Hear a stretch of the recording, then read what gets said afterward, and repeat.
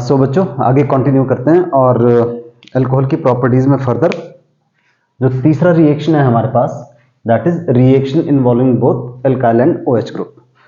Last video lecture के अंदर हमने किया था, एक था reaction involving cleavage of OH bond, जो नंबर बी था that was reaction involving cleavage of COH bond. तो अब इसमें कर लेते हैं, सबसे पहले हम कर लेते हैं इसमें एसिडिक डिहाइड्रेशन।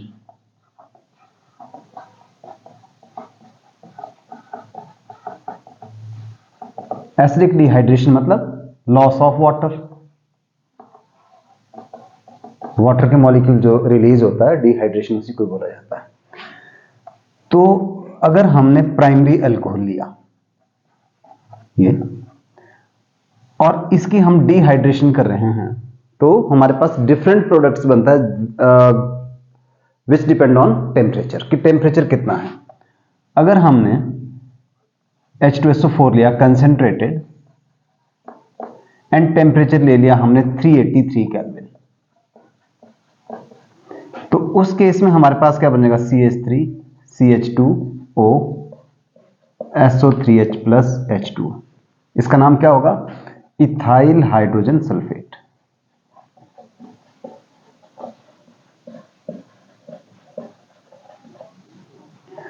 अगर हमने अगेन कंसेंट्रेटेड H2SO4 यूज किया और टेम्परेचर कर दिया 413 केल्विन, तो डिहाइड्रेशन होगी बट इन डिफरेंट वे और हमारे पास बन जाएगा डाई इथाइल ईथर, यानी ईथर बनेगा।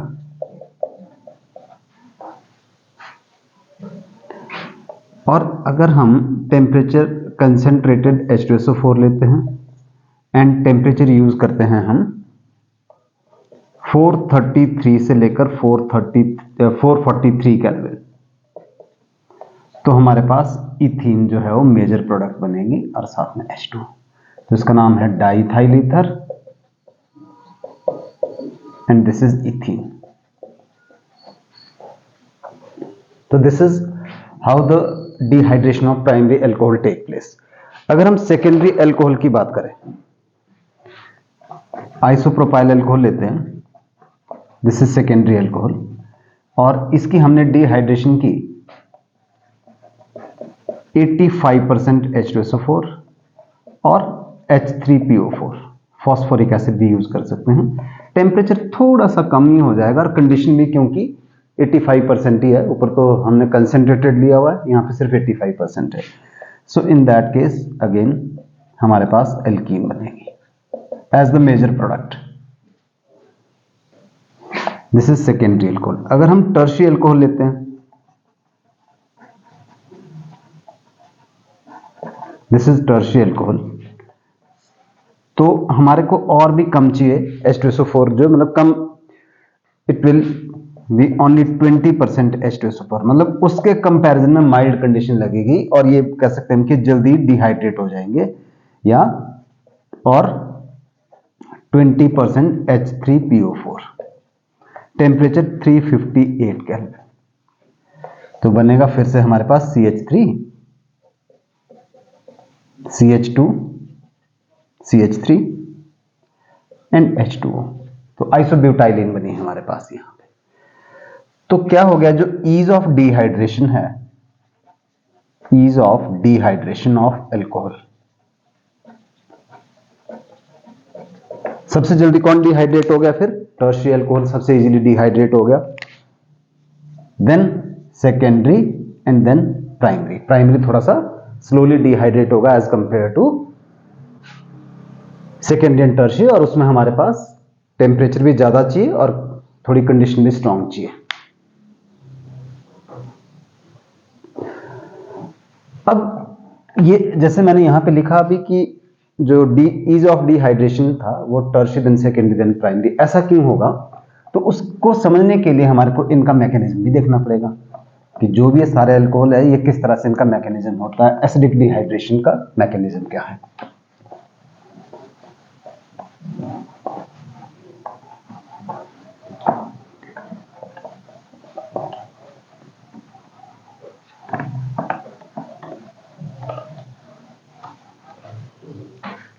Now mechanism.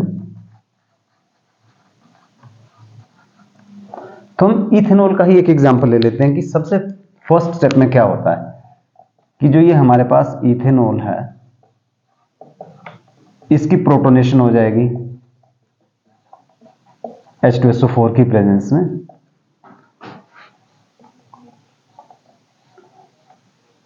और हमारे पास बन जाएगा प्रोटोनेटेड अल्कोहल। सेकेंड स्टेप में क्या होगा कि जो प्रोटोनेटेड अल्कोहल है, इसको ऐसे खोल के लिख देते हैं हम, जैसे ऑक्सीजन के ऊपर पॉजिटिव चार्ज आया एलिमिनेशन हो जाएगी, मतलब यहां से H2O निकल जाएगा and we'll get carbocation. This is the slow step. ये फास्ट था, ये भी फास्ट है, और ये slow step. CH3 CH positive और H2O ये निकल गया जी हमारे पास। तो दिस इज कार्बोकेटाइन। तो इसमें कार्बोकेटाइन फॉर्म होता है एज एन इंटरमीडिएट। और थर्ड स्टेप में क्या होगा, आप इसको इस तरह से समझिएगा कि थर्ड स्टेप में हमारे पास H पॉजिटिव बाहर निकल जाएगा। कैटलिस्ट क्या होता है, जो रिएक्शन की स्पीड को इंक्रीज करता है और एंड में जो है without any change in itself बाहर रिकवर हो जाता है हमारे पास। तो ये H निकल जाएगा यहां से, और ये बॉन्ड इधर को बन जाएगी। मतलब जो H, C और H के का जो इलेक्ट्रॉन पेयर था, H ने अपना इलेक्ट्रॉन एक तरह से आप ऐसा समझिए इस कार्बन को दे दिया। मैकेनिज्म में कुछ प्रैक्टिस होती है, कुछ कॉन्सेप्ट हमारे को क्लियर रखने होते हैं। तो ये इलेक्ट्रॉन तो इसी कार्बन का था, जो H का इलेक्ट्रॉन था वो दूसरे कार्बन को देके गया, उसकी इलेक्ट्रॉन की डेफिशिएंसी पूरी हो गई।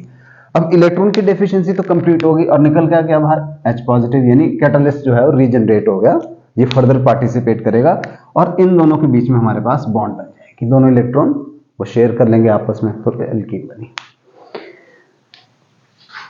तो अब यहां पे देख लेते हैं इंपॉर्टेंट पॉइंट्स। पॉइंट नंबर 1, पहला पॉइंट है एसिडिक डिहाइड्रेशन में। और एसिडिक डिहाइड्रेशन में जो फर्स्ट पॉइंट हमारे पास ये है कि देखिए इसमें इंटरमीडिएट कार्बोकेटाइन बना हमारे पास। तो जो स्टेबिलिटी ऑफ कार्बोकेटाइन होती है हमारे को पता है, स्टेबिलिटी ऑफ कार्बोकेटाइन कैसी होती है, we know tertiary is more stable than secondary then primary. अब टर्शियरी कार्बोकेटाइन किस में बनेगा, टर्शियरी कार्बोकेटाइन टर्शियरी अल्कोहल में बनेगा, और सेकेंडरी कार्बोकेटाइन किस में बनेगा, सेकेंडरी अल्कोहल में। तो देयरफॉर जो रेट ऑफ डिहाइड्रेशन या ईज ऑफ डिहाइड्रेशन भी क्या होगी, ease of dehydration of alcohol, tertiary alcohol सबसे इजीली डिहाइड्रेट होगा because it will lead to formation of more stable carbocation than secondary and then primary. तो पहला point क्या होगा, ये हो गया जी हमारे पास कि क्यों था, हमने ये बोला था कि टर्शियरी सबसे जल्दी डिहाइड्रेट क्यों होता है, because that will lead to formation of more stable tertiary carbocation and so on. Second point, जो dehydration occur by Saytzeff rule, Saytzeff elimination भी बोलते हैं, सेट्स-जेफ रूल या जेट्स-जेफ रूल के हिसाब से भी होता है। क्या था कि अगर कोई अल्कोहल, जैसे अल्काइल हैलाइड में हम पढ़ते हैं, कोई अल्काइल हैलाइड अगर दो एल्कीन प्रोड्यूस करता है तो कौन सी एल्कीन मेजर प्रोडक्ट होती है, विच इज मोर अल्काइलेटेड, सेम। तो अगर हमारे पास कोई अल्कोहल दो तरह के एल्कीन प्रोड्यूस कर सकता है डिहाइड्रेशन में, then the alkene having more number of alkyl group will be the major product. For example, let us consider butane 2-ol।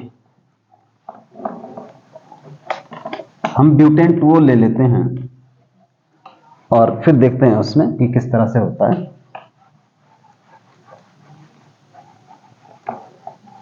तो सेकंड पॉइंट जो है इसमें हमारे पास, सेकंड पॉइंट के अंदर ही हमने ये ब्यूटेन 2-ol ले लिया, दिस इज ब्यूटेन 2-ol, और हमने इसकी concentrated H2SO4 at temperature 440 kelvin पे डिहाइड्रेशन की।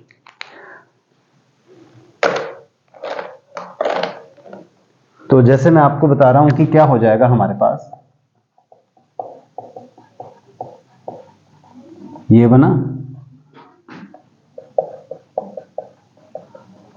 एंड H2O डिहाइड्रेशन हो गई। तो इसके अंदर जो 80% हमारे पास ये बना ब्यूट-2-ईन, वही सेट-जेफ रूल के हिसाब से, एंड 20% हमारे पास बन गया ब्यूट-1-ईन। अब यहां पे फर्दर एक बहुत इंटरेस्टिंग पॉइंट है नोट करने के लिए कि जो एल्कीन बनी, अगर वो ज्योमेट्रिकल आइसोमेरिज्म शो कर सकता है, मतलब सिस ट्रांस आइसोमेरिज्म अगर शो कर सकता है, तो उसमें ट्रांस ज्यादा बनेगा। ठीक है, तो यहीं पे लिख लेते हैं हम कि if alkene is capable of showing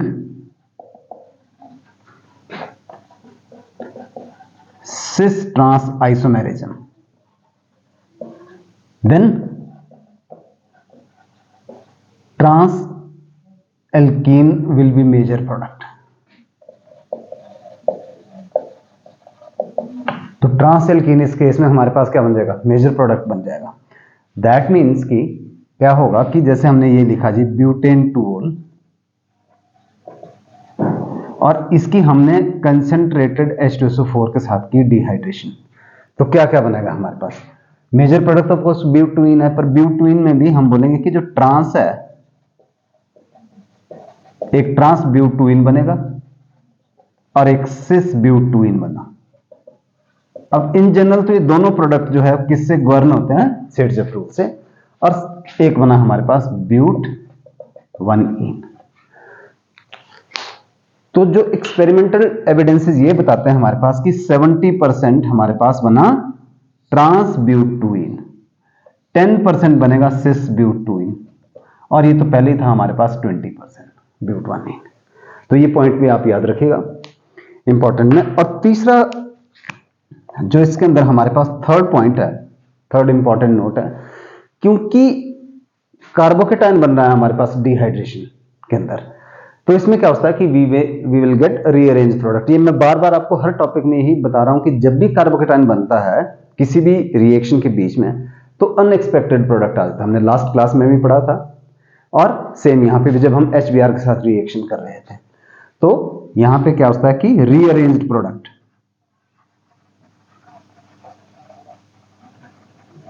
may form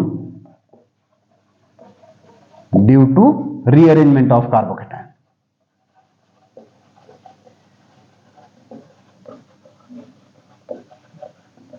Due to rearrangement of carbocation।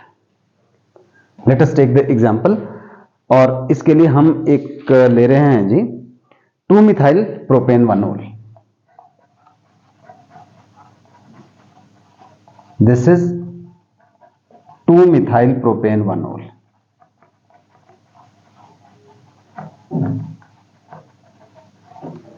तो फर्स्ट स्टेप में क्या होगा, H पॉजिटिव जो है अटैक करेगा, क्या बना जी CH3 प्रोटोनेटेड एल्कोहल बन गया, OH2 बन गया। प्रोटोनेटेड एल्कोहल क्या करेगा, it will lose a water molecule, and in that way हमारे पास क्या बन जाएगा, कार्बोकेटाइन बन गया। बट कार्बोकेटाइन कौन सा बनाएंगे, this is which carbocation it is primary carbocation. तो अगर H इधर को शिफ्ट हो जाएगा तो कौन सा कार्बोकेटाइन बन जाएगा फिर हमारे पास जो है वो, अगर तो H इधर को शिफ्ट हो गया तो एक मतलब 1-2 शिफ्ट जिसको हम कहते हैं, या अगर एल्काइली शिफ्ट हो जाए हमारे पास, तब क्या बन जाएगा जी हमारे पास। तो यहां से अगर हम ले लेते हैं मिथाइल शिफ्ट 1-2 CH3 शिफ्ट, ये ऊपर को शिफ्ट हो गया यहां से। देखिए हम शिफ्ट तो H भी कर सकते हैं, पहली बात आप समझिएगा, H को अगर हमने यहां शिफ्ट किया तो क्या बना हमारे पास बन गया फिर कार्बोकेटाइन, तो हमारे पास बनेगा टर्शियरी कार्बोकेटाइन। पर जब उसके बाद H रिलीज होगा तो फिर से हमारे पास एल्कीन, फिर तो वही बना जो हम चाह रहे थे। तो अनएक्सपेक्टेड तो नहीं हुआ ना, जिसके हम बारे में बात कर रहे हैं। पर अगर ये शिफ्ट हो जाएगा तो इन दैट केस क्या हो जाएगा, ऊपर की तरफ लिख देते हैं यहां पे, हाइड्राइड शिफ्ट से कार्बोकेटाइन तो स्टेबल बनेगा पर प्रोडक्ट अनएक्सपेक्टेड नहीं बनेगा, ये ध्यान रखिएगा आप। तो 1-2 शिफ्ट यहां पे इसको देख लेते हैं। उस केस में क्या होगा, अगर ये शिफ्ट हो गया तो CH3 CH कार्बोकेटाइन ये बना, CH2CH3 हमारे पास ये बन गया। एंड उसके बाद जैसे हम बात कर रहे हैं कि H पॉजिटिव रिलीज होता है बाहर, तो हमारे पास प्रोडक्ट इस केस में ये बन गया, यानी but 2ene will be the major product of this reaction. पर कई बार बच्चे भी पूछते हैं कि ये जो हमारे पास यहां पे कार्बोकेटाइन बना था ये प्राइमरी और ये सेकेंडरी, बोलते भी अगर हम इसमें शिफ्ट करवा दें, हाइड्राइड शिफ्ट करते हैं, तो अगर हमने हाइड्राइड शिफ्ट किया, नोट करके देख लेते इस पॉइंट को भी, यहीं लिख देता हूं ऊपर को, अगर 1 to H शिफ्ट हो गया तो तब क्या हो जाएगा भाई, तो कार्बोकेटाइन तो स्टेबल बन गया, उससे भी ज्यादा बन गया, ये बन गया tertiary carbocation. No doubt carbocation tertiary बना, पर प्रोडक्ट क्या बनेगा, अब यहां से या यहां से कहीं से भी एक जगह से H निकलेगा ना, तो अगर H निकलेगा तो फिर क्या बना, 2 मिथाइल प्रोपीन। अरे 2 मिथाइल प्रोपीन तो फिर यहीं से भी बन रहा था कि अगर आप H यहां से निकाल दो तभी 2 मिथाइल प्रोपीन बन रहा था, इनके बीच में बॉन्ड बना दो ऐसे। तो दैट मीन्स कि जो नो डाउट कार्बोकेटाइन ज्यादा टर्शी स्टेबल होता है, पर सेकेंडरी ज्यादा हो जाएगा इसमें, ताकि प्रोडक्ट जो है हमारे पास अनएक्सपेक्टेड तरीके से हम उसको एक्सप्लेन करना है। ऐसे ही और भी डिफरेंट एल्कोहल्स में होता है जिसमें हमारे पास रीअरेंज प्रोडक्ट बन सकता है। तो फर्स्ट हो गया जी हमारे पास एसिडिक डिहाइड्रेशन। दूसरा कर देते हैं हम और oxidation.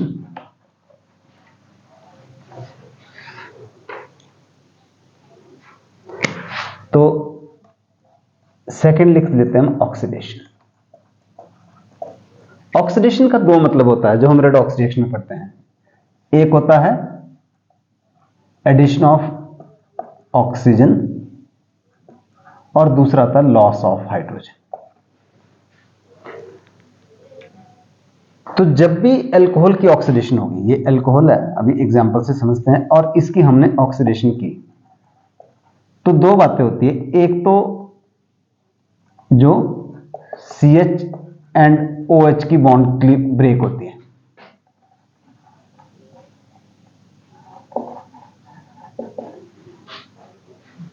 And at the same time C double bond O is formed, मतलब कार्बन ऑक्सीजन डबल बॉन्ड बनती है, कार्बन हाइड्रोजन और अल्कोहल और इसकी बॉन्ड टूटती है। लेट अस टेक एग्जांपल, क्या हो रहा है, किस तरह से हम बात कर रहे हैं। तो यहां पे एक तो इसको ऐसे मार्क कर देते हैं, यहां पे ये वाली बॉन्ड टूट जाएगी दोनों जब ये ऑक्सीडेशन होगी। तो अगर ये दोनों बॉन्ड टूट गई तो हमारे पास क्या हुआ, फिर यहां पे डबल बॉन्ड आ गई ऑफ कोर्स CO के बीच में, और H2 निकल गया हमारे पास। तो O और H और CH और H के बीच की बॉन्ड ब्रेक हो गई। तो अब देखते हैं जी हम कि ऑक्सीडेशन हम कैसे कैसे कर सकते हैं, किन किन कंडीशन के अंदर ऑक्सीडेशन हो सकती है।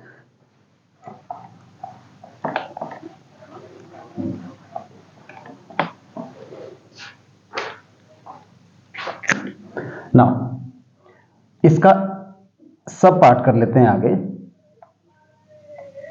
डिहाइड्रोजनेशन और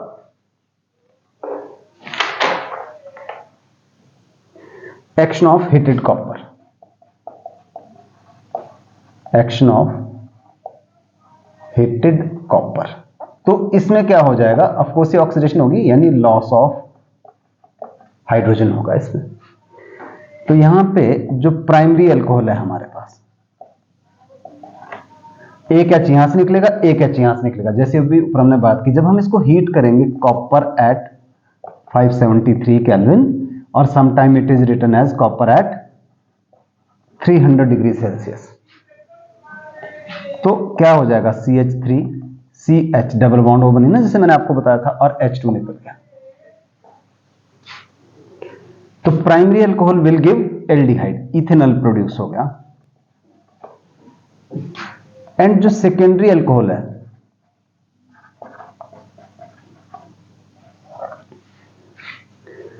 सेकेंडरी अल्कोहल में भी अगर हमने सेम चीज की तो हमारे पास कीटोन बनेगा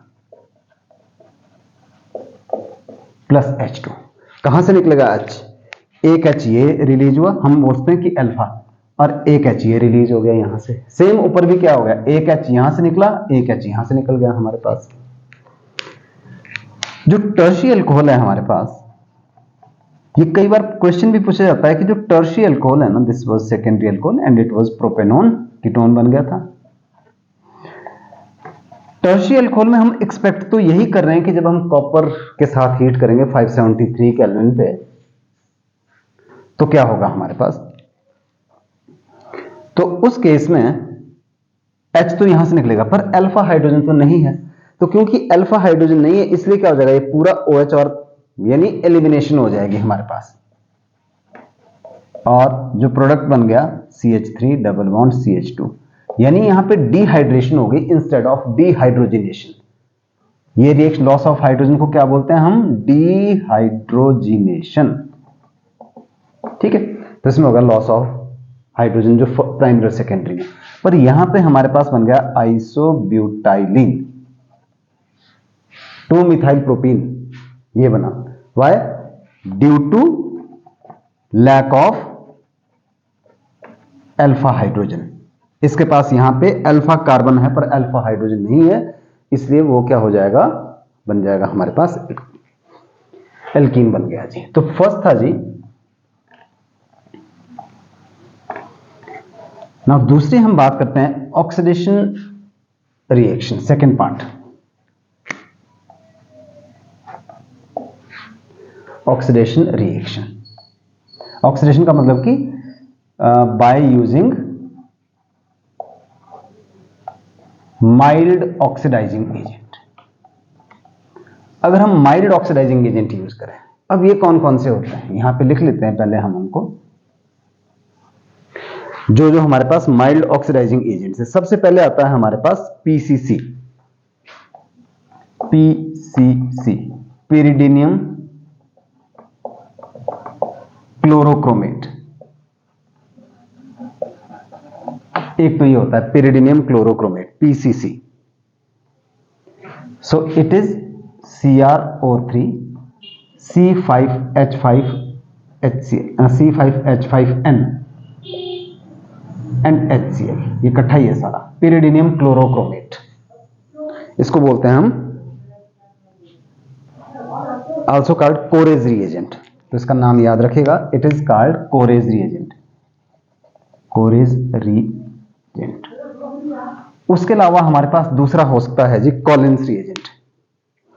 कॉलिन्स रिएजेंट क्या है हमारे पास, chromium trioxide pyridine complex, CrO3 C5H5n। फर्क ये कि उसमें साथ में HCl भी है, इसमें CrO3 C5H5n which is known as chromium trioxide pyridine, chromium trioxide pyridine। And क्या नाम बताया, कॉलिन्स रिएजेंट भी बोलते हैं इसको। ये माइल्ड रिएजेंट ऑक्सीडाइजिंग एजेंट होते हैं हमारे पास। एंड थर्ड है जी हमारे पास PDC, pyridinium dichromate. So pyridinium dichromate PDC,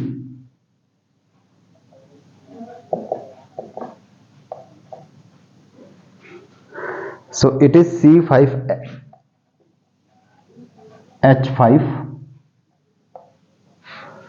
C5H5NH whole twice 2 positive Cr2O7 2 negative. This is pyridinium dichromate,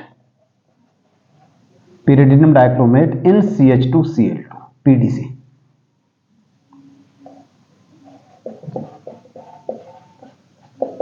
dichromate. तो ये हमारे पास जो है उस माइल्ड ऑक्सीडाइजिंग एजेंट है।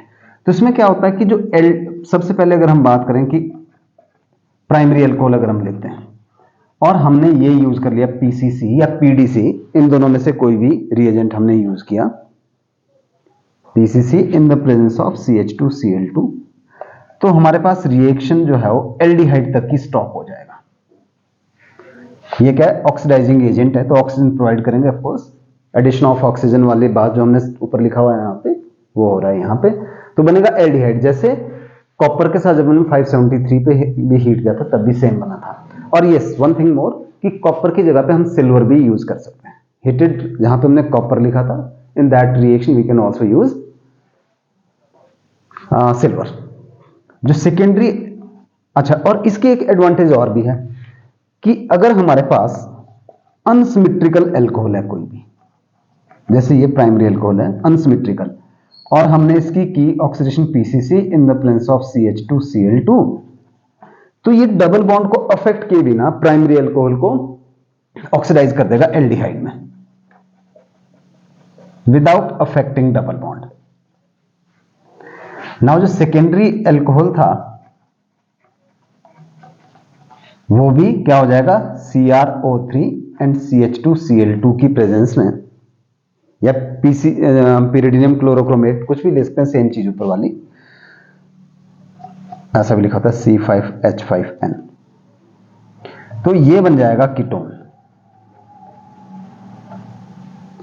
तो प्राइमरी और सेकेंडरी अल्कोहल जो है वो हम रिएक्शन स्टॉप कर सकते हैं एट दिस स्टेज पे। पर अगर हम कर रहे हैं यूजिंग स्ट्रॉन्ग ऑक्सीडाइजिंग एजेंट, अब आपको मैं यहां पे कुछ एग्जांपल के नाम लिख रहा हूं, थर्ड कर लेते हैं ऑक्सीडेशन में, by using strong oxidising agent. तो पहले तो नाम ही लिख लेते हैं, स्ट्रॉन्ग ऑक्सीडाइजिंग एजेंट के नाम कौन कौन से हो गए जी। एक तो हो गया हमारे पास acidified potassium dichromate K2Cr2O7,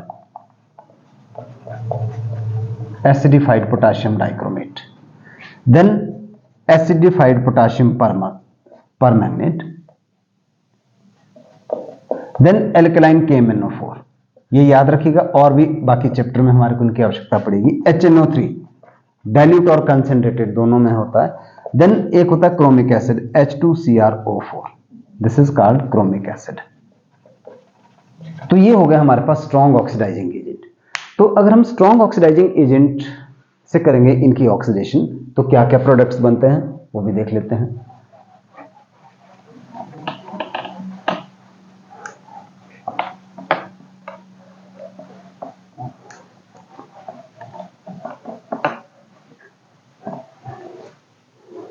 now अगर हम लेते हैं प्राइमरी एल्कोहल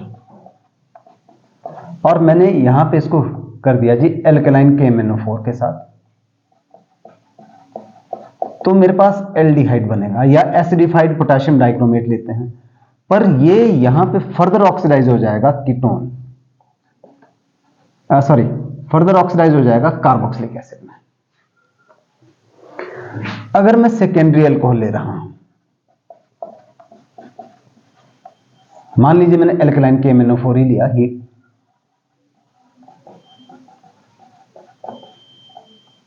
तो क्या हुआ, पहले मेरे पास कीटोन बना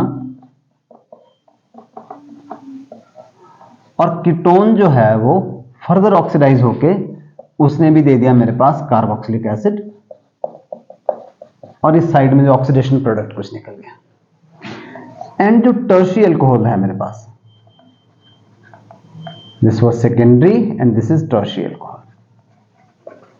टर्शियरी एल्कोहल में चलिए HNO3 की प्रेजेंस में करते हैं, इसमें स्ट्रॉन्ग ऑक्सीडाइजिंग एजेंट चाहिए और हीट भी चाहिए क्योंकि बॉन्ड ब्रेक होगी। तो पहले हमारे पास क्या हो जाएगा, CO2 और H2 निकल गया, और जैसे ऊपर भी हमने देखा कि कीटोन बना और जो कि फर्दर हायर टेम्परेचर पर आगे ऑक्सीडाइज होके कार्बोक्सिलिक एसिड देगा, प्लस CO2 एंड H2। तो यहां पे एक कंक्लूजन निकालते हैं, जो प्राइमरी अल्कोहल है, प्राइमरी अल्कोहल हमने लिया था, इसमें टोटल कार्बन थे 2, तो फाइनल प्रोडक्ट क्या बना, कार्बोक्सिलिक एसिड, एंड कार्बन कितने रहे, सेम। दैट मींस कि in strong oxidising agent primary alcohol give carboxylic acid with the same number of carbon atom as that was in alcohol. Secondary alcohol क्या देते हैं, इसमें कितने कार्बन लिए थे जी हमने 3, और फाइनली इसमें क्या हो गया, बना carboxylic acid but with 1 carbon less. And tertiary alcohol की बात करें तो इसमें मेरे पास 4 कार्बन थे, और फाइनली क्या हो गया, इसमें भी 2 ही रहे। तो प्राइमरी में तो सेम कार्बन रहे, सेकेंडरी में 1 कार्बन कम हो गया, बना कार्बोक्सिलिक एसिड ही, और टर्शियरी में 2 कार्बन कम हो गए और बना हमारे पास again carboxylic acid.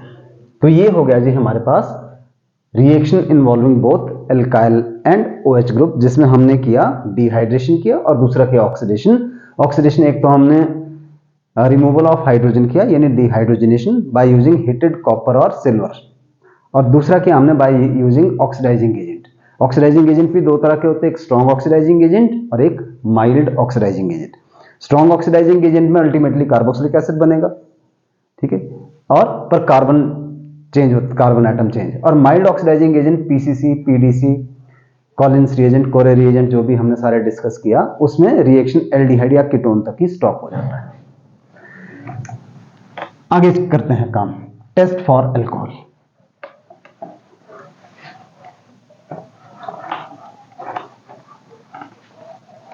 So next topic we have test for alcohol. तो अल्कोहल के लिए हम 3 टेस्ट यूज करते हैं।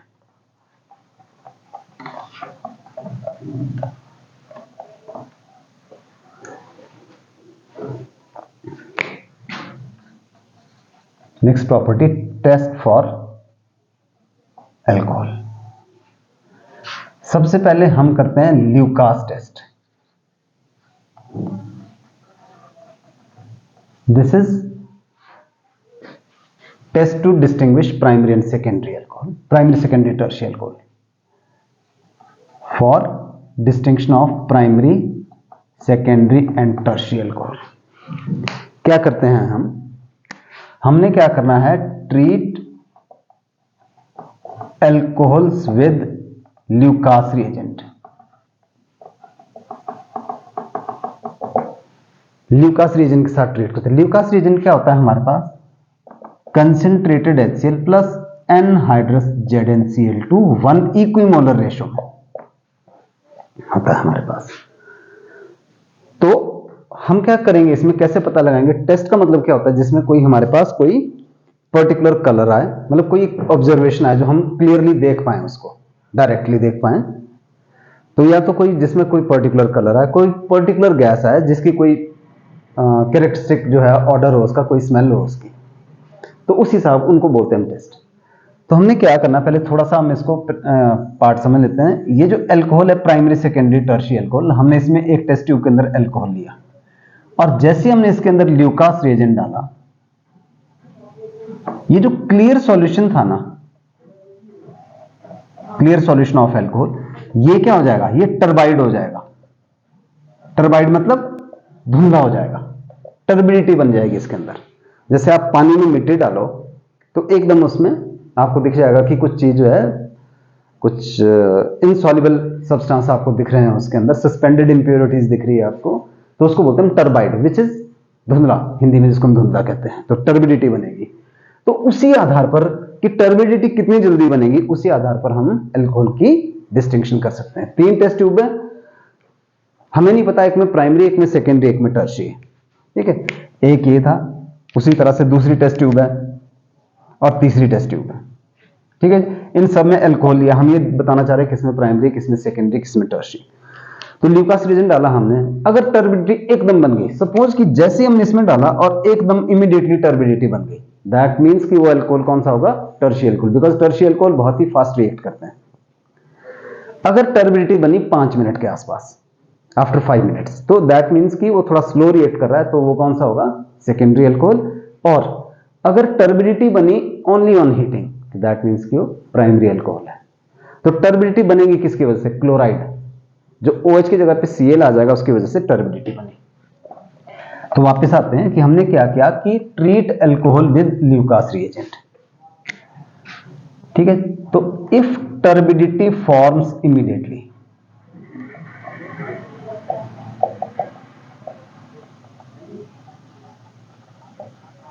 तो वो होगा हमारे पास टर्शियरी अल्कोहल, जिस टेस्ट ट्यूब में बनेगी। रिएक्शन क्या होगा, ये है, ये टर्शियरी अल्कोहल है मेरे पास और HCl concentrated anhydrous ZnCl2 Lucas reagent की प्रेजेंस में। तो क्यों बनी टर्बिडिटी, बिकॉज ऑफ क्लोराइड, तो इसमें टर्बिडिटी बन गई इमीडिएटली, तो ये टर्शियरी अल्कोहल होगा। पहला पॉइंट ये था, ठीक है। तो if turbidity form immediately then it is tertiary alcohol. Now if turbidity form after 5 minutes, मैं इसी में ही यहां पे इसको करेक्ट कर रहा हूं। Second point, if turbidity form after 5 minutes, तो ये हो जाएगा फिर सेकेंडरी अल्कोहल। तो ये सेकेंडरी अल्कोहल अगर हम ले लें इस तरह से और कंसेंट्रेटेड HCl और ये डाल दें, तो टर्बिडिटी बनेगी, क्योंकि क्लोराइड तो बन ही रहा है, पर रेट ऑफ जो यहां पे सब्स्टिट्यूशन है वो स्लो हो जाएगा। तो ये बनेगी आफ्टर 5 मिनट्स टर्बिडिटी बनेगी। अच्छा, और अगर हमारे पास third, if turbidity forms on heating, third point इसी में ही, तो ये कौन सा एल्कोहल होगा फिर? That will be primary alcohol. तो ये प्राइमरी एल्कोहल होगा, रिएक्शन तो वैसा ही होगा सारा, क्लोराइड ही बनेगा, तो turbidity on heating.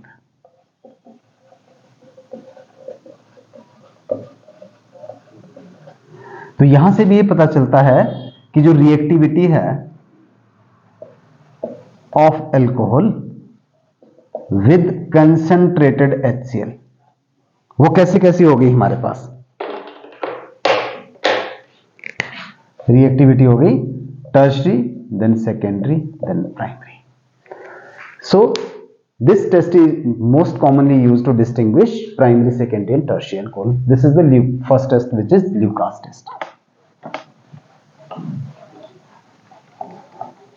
Second test वो है जी iodoform test.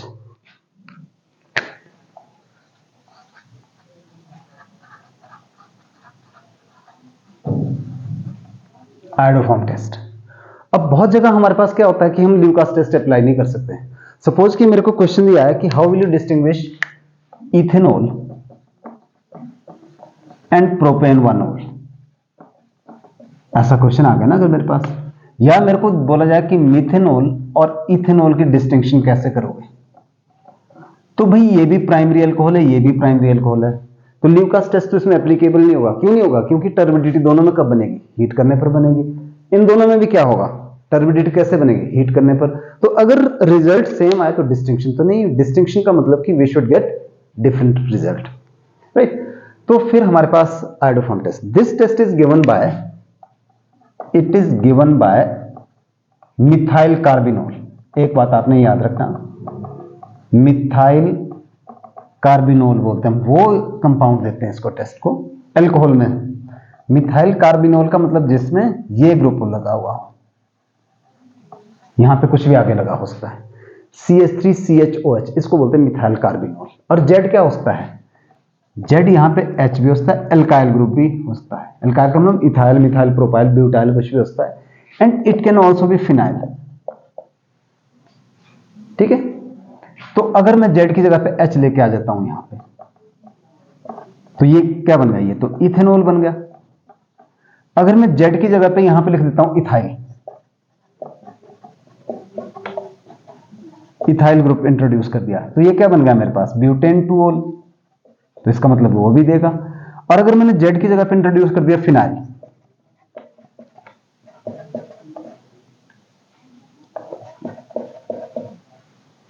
C6H5CHOH, benzyl alcohol. Benzyl alcohol है? नहीं, बेंजाइल अल्कोहल तो नहीं है। So it is 1 phenyl ethane 1 ओल, तो ये भी टेस्ट शो करेगा हमारे पास। तो वो टेस्ट देते हैं। तो इसकी केमिस्ट्री कैसी है, या इन जनरल तो अगर हम देखें इसकी थ्योरेटिकल पार्ट कैसे है, इसको पहले थ्योरी देख लेते हैं कि ऐसे अल्कोहल जिसमें ये मिथाइल कार्बिनोल ग्रुप होता है, जब हमने उसको I2 और NaOH के साथ हीट किया तो हमारे पास येलो कलर के प्रेसिपिटेट बन गए, जो कि आयोडोफॉर्म के प्रेसिपिटेट होते हैं, ठीक है। तो इस तरह से होता है। पर केमिस्ट्री कैसी है कि सबसे पहले स्टेप में क्या होगा कि जो ये मिथाइल कार्बिनोल है, ये I2 और NaOH से मिलकर हमारे पास बनेगा NaOI, और उससे क्या हो जाएगा? इसकी ऑक्सीडेशन हो जाएगी और ये कीटोन में कन्वर्ट हो जाएगा। कीटोन या डिपेंड, अगर H होगा तो एसिटाल्डिहाइड भी हो सकता है, NaI + H2O, ऑक्सीडेशन होगी इसकी। फर्दर क्या होगा, जो ये बना हमारे पास, ये आगे इसके साथ और रिएक्ट करेगा और CHI3 येलो प्रेसिपिटेट बन गई and ZC double bond ONA यानी salt of carboxylic acid. Z मैंने आपको पहले बता दिया कि क्या क्या हो सकता है हमारे पास, +2 NaOH। ये हो गया जी। तो आयोडोफॉर्म टेस्ट कौन देगा, मिथाइल कार्बिनोल। और उसके अलावा अदर कंपाउंड कौन शो करता है, अदर कंपाउंड्स हो गए मिथाइल कीटोन। ठीक है जी, methyl ketone will also show. और अगर यहां पे मैं जेड की जगह पे H डाल दूं तो ये क्या बन गया, ये बन गया इथेनॉल यानी एसिटल्डिहाइड। तो एल्डिहाइड का जो मेंबर है, सेकंड मेंबर इथेनॉल या एसिटल्डिहाइड, वो भी ये टेस्ट शो करता है। तो अब अगर मेरे को क्वेश्चन है कि how will you distinguish ethanol and propane 1-ol, तो अब मेरे पास उसका करेक्ट आंसर ये है कि आयोडोफॉर्म टेस्ट से हम उनकी डिस्टिंक्शन करेंगे। क्योंकि जब हम इथेनॉल में I2 और NaOH डालेंगे तो क्या बन जाएगा, येलो प्रेसिपिटेट बनेगा। पर जब प्रोपेन 1-ol के अंदर हम I2 और NaOH डालेंगे तो वो येलो प्रेसिपिटेट नहीं बनाएगा, क्योंकि वो इसके अंदर मिथाइल कार्बिनोल नहीं है। इसमें CH3 है पर बीच में CH2 भी आ गया, ये इस तरह से बीच में CH2 नहीं, CH3 के साथ CHOH होना चाहिए, जिसको मिथाइल कार्बिनोल बोलते हैं। और तीसरा टेस्ट है जी हमारे पास, जिसका नाम है Victor Meyer test.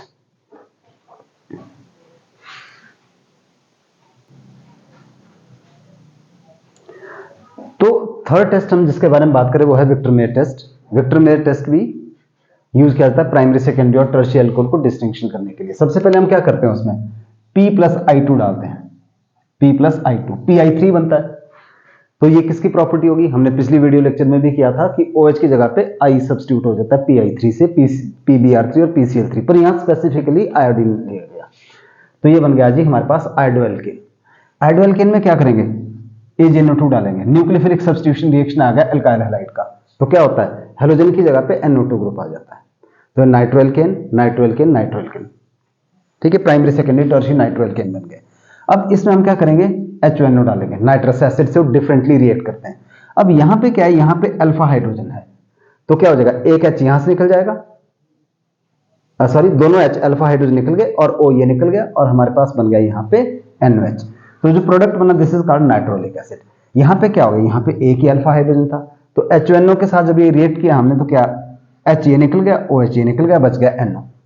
This is सूडोनाइट्रोल।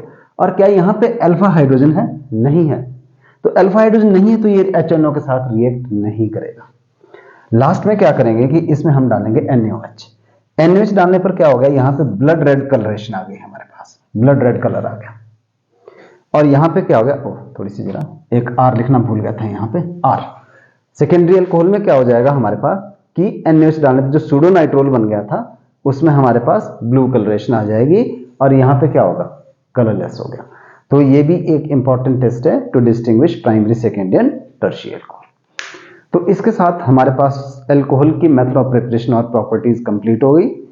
और आप ध्यान से वीडियोस देखें, किसी कॉन्सेप्ट में या किसी भी टॉपिक में आपको लगता है कि क्लैरिटी नहीं हुई तो आप मुझे जो है वो कमेंट बॉक्स में जरूर लिखिएगा। बाकी जैसे मैं हर बार कह रहा हूं कि इसके हैंड रिटन नोट्स अवेलेबल है लिंक के अंदर, डिस्क्रिप्शन के अंदर, तो आप वहां से उसको डाउनलोड कर सकते हैं।